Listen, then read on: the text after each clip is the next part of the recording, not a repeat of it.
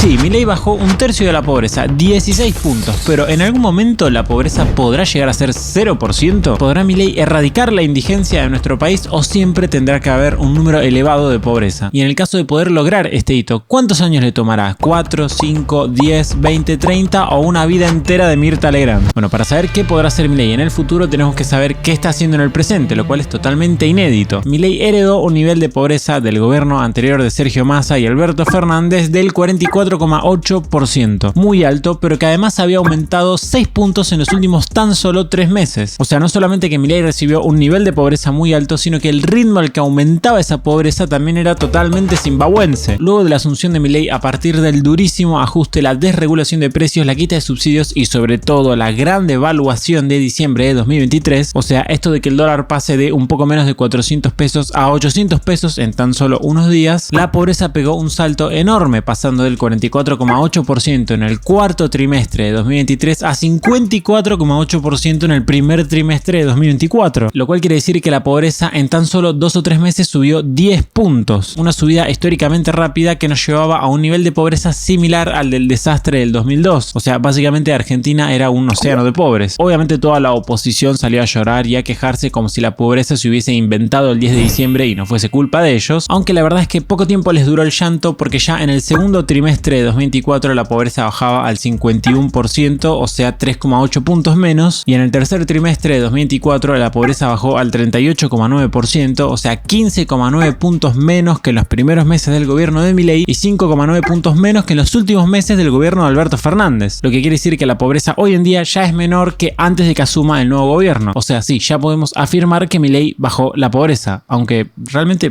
¿podemos afirmar esto? Bueno, la realidad es que hubo muchísima polémica porque se dice desde un montón de lugares que este dato en realidad está manipulado, es falso, carece de veracidad, pero efectivamente es así. ¿Este dato está manipulado o es falso? Bueno, la realidad es que la medición oficial de la pobreza la hace el INDEC, un organismo del Estado. Sin embargo, el INDEC mide la pobreza de manera semestral, o sea, agarra 6 meses, mide la pobreza, arma un promedio y nos da un dato. Luego agarra los 6 meses siguientes, mide la pobreza, arma un promedio y nos da otro dato. Por lo que si nosotros queremos ver la evolución de la pobreza en periodos más cortos, como por ejemplo cada 3 meses en trimestres, con los datos que nos da el INDEC, la realidad es que no nos alcanza. Por eso muchas organizaciones hacen estimaciones paralelas al INDEC para saber el nivel de la pobreza en periodos más cortos. La polémica arrancó porque el Ministerio de Capital Humano, obviamente un organismo que depende del gobierno, realizó una estimación para la pobreza del tercer trimestre de 2024. Y la realidad es que a mucha gente, honestamente, y a otros no tan honestamente y simplemente se quejaron por conveniencia política, les parecía raro que la pobreza esté tan baja y que haya bajado tanto cuando, bueno, tal vez en la calle no lo notan. Por lo que, bueno, hubo muchas quejas y muchas sospechas de que este dato era falso, pero la verdad es que este dato ¿es falso o no? Pero bueno, suponete que el gobierno haya falseado estos datos y que sea toda una conspiración y son todos enemigos de la patria. Bueno, la realidad es que no es solamente la única estimación que arroja que el dato de pobreza anda por el 38,9%. Tenemos, por ejemplo, la medición de la UCA, que si no me equivoco se hizo con el Ministerio de Capital Humano, que nos da, bueno, el mismo número. La Universidad Torcuato Di Itela nos da un 38,8%, o sea, incluso más baja. El Centro de Estudios Distributivos Laborales y Sociales nos arroja un 38,5%, o sea, todavía más baja, con lo que claramente este dato es real. Hay infinidad de fuentes y se puede afirmar que la pobreza anda más o menos 6 puntos abajo que antes de que asuma Milei. Sin embargo, lamento darte una muy mala noticia, y es que es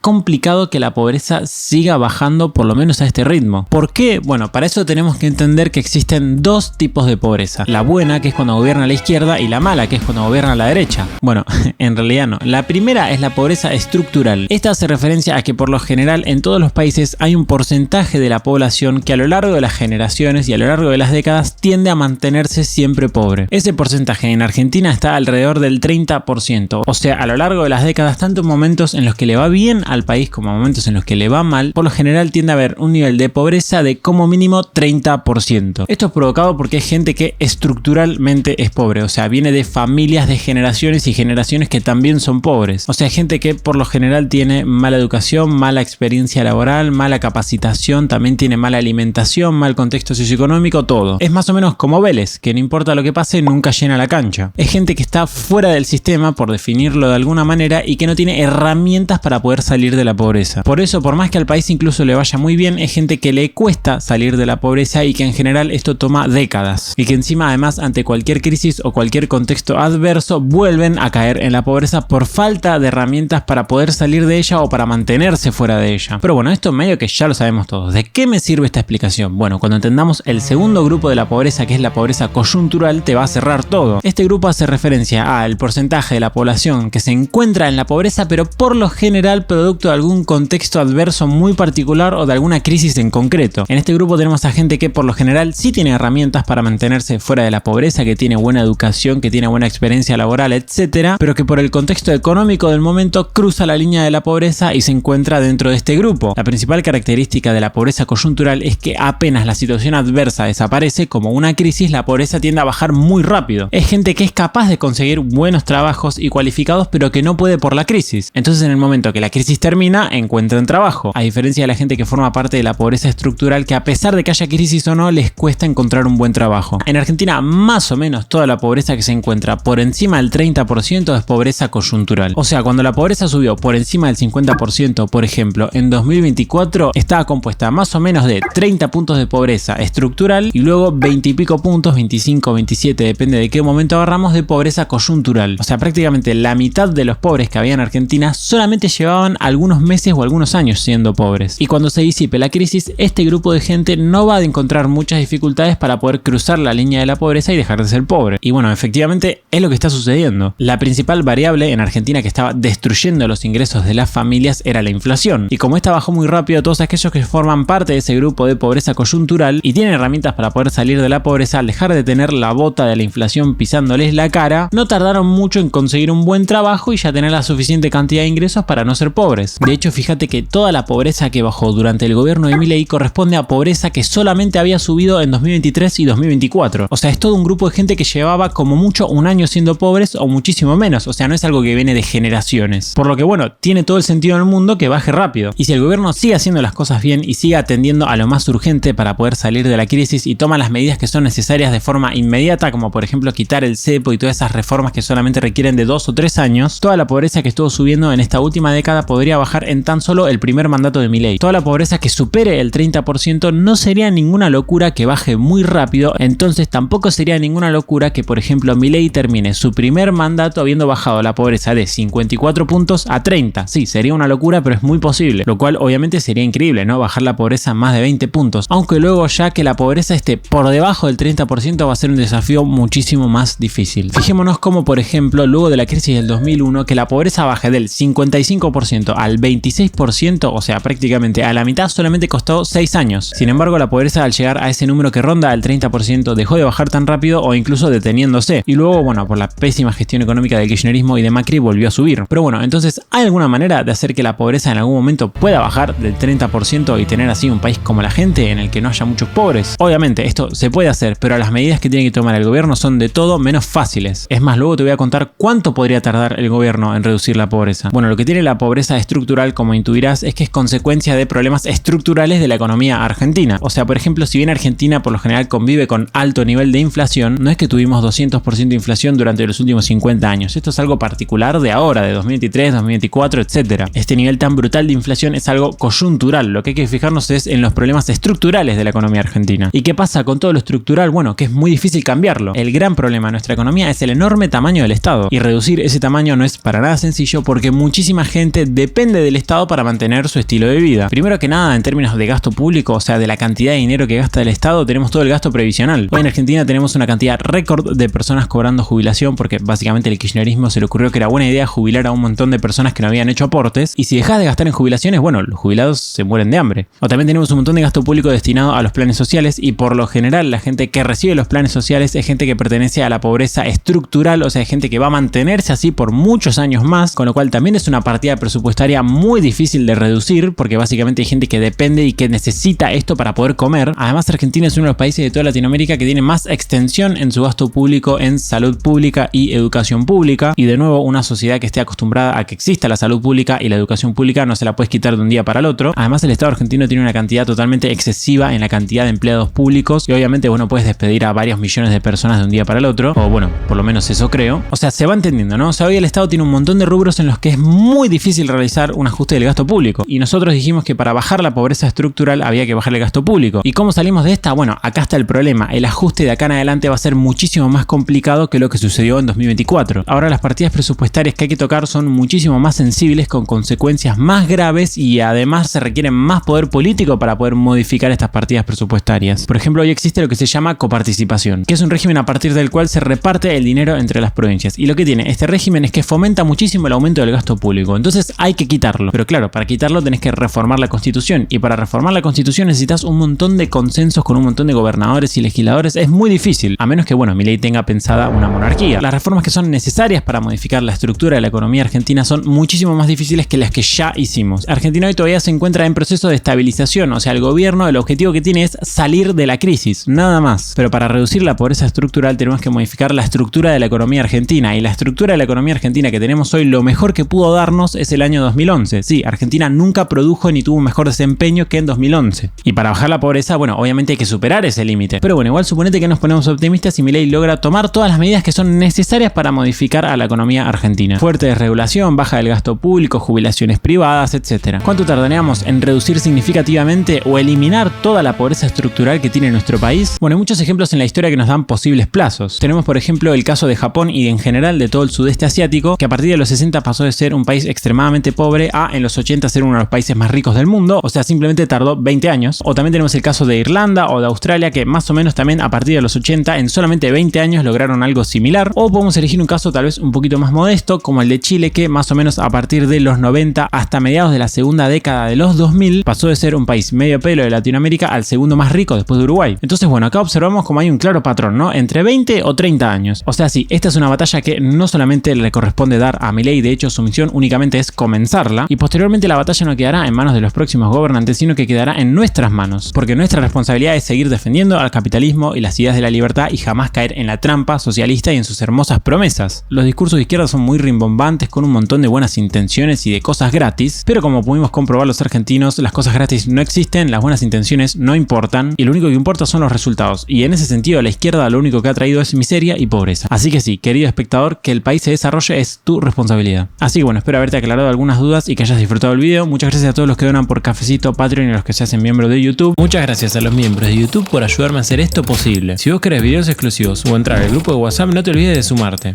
Y como siempre te mando saludos.